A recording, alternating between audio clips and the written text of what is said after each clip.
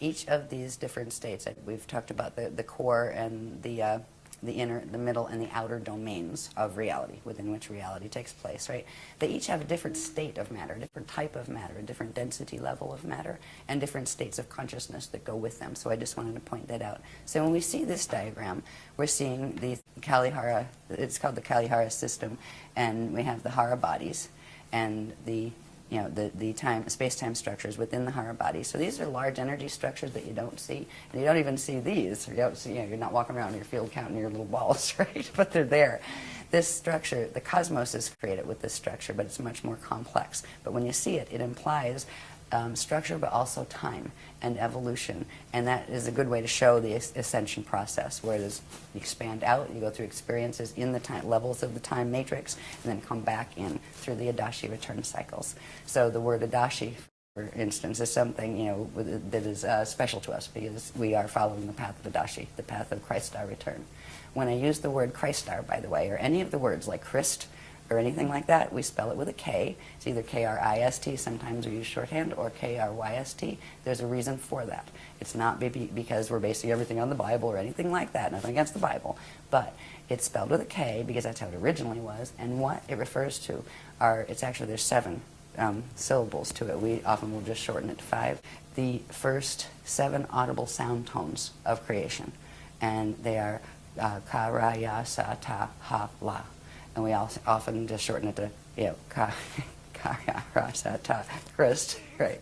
So that's where we use the word Christ. It has to do with the sound tones, the vibrations, the first audible sound tones when we get into first particle creation. Before all these structures occur in the cosmos, there are certain things that happen on a very, very, very nano-micro level that the first what would be audible sounds or audible vibrations, and that is why we use that word Christ. So that's where it's coming from. It's not saying, we're Christian, that's which means we're not this and we're not that and we're not the other thing. It's something that belongs to everyone, in every language. That's just another version of showing the same structure. This is part of a much larger structure and has to do with stargates. The drama that is happening on the planet now with the visitors and all of that has to do with stargates. It has to do with ascension, but it has to do with stargates too, and who's fighting over them. So the next diagram, this is called the Illumeridana spirit body. And the reason I'm going to show you the spirit body structure, this is a diagram that has many purposes, but if you remember that last diagram, this one is a bit more detailed. It is still showing structure. This is a simplified, and each one of these pieces and flows and all of the different elements of this have been analyzed. There's like 100 graphs to this sequence. What it comes with is the structure that is referred to as the Illumeridana spirit body, which is different than your light body structure, different than your atomic body structure. Yeah, it's part of that structure. The cosmos has this too. Okay? Nothing cosmic, right? Inside of this, you have the Hara ball structures with the time cycles moving in and out of this.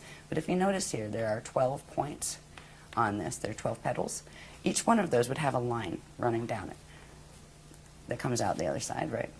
Each would be a vector line. So you're not just dealing with one vector where you have 2 event horizons.